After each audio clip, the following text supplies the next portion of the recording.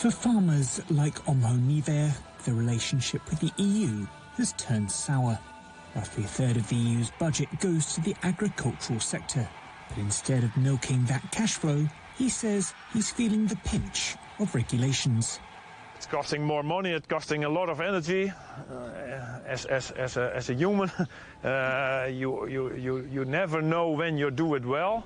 Omho's farm has been in the family for generations. Currently he's got about 190 dairy cows and over 130 young cattle on roughly 120 hectares of grassland, and says he's committed to nature-inclusive practices.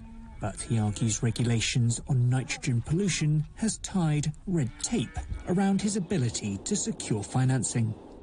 I can do nothing at the moment. There is no bank who wants to finance you. So if you want more ground on your farm to go extensive or nature inclusive, or then you need a bank. But the bank says, yeah, no.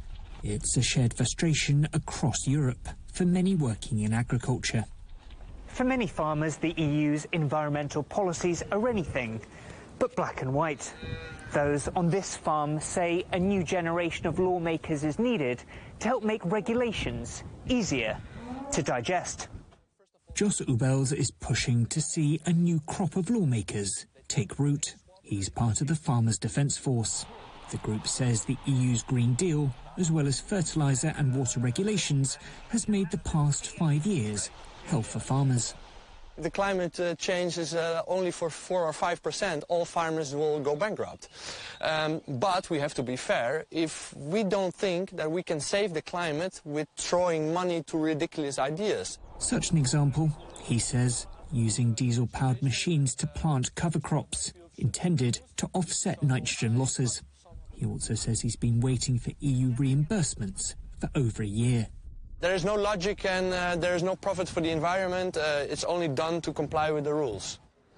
The FDF are among the groups that have been staging protests in Brussels calling for change ahead of the election. The EU has provided some concessions under its common agricultural policy. We've tried to strike the right balance between offering farmers a greater degree of flexibility in how they meet certain climate and environmental goals, while at the same time maintaining a high level of overall climate and environment ambition in the current CAP. The Farmer Citizen Movement, or BBB, won big in the recent Dutch elections and will join the centre-right EPP group in the European Parliament.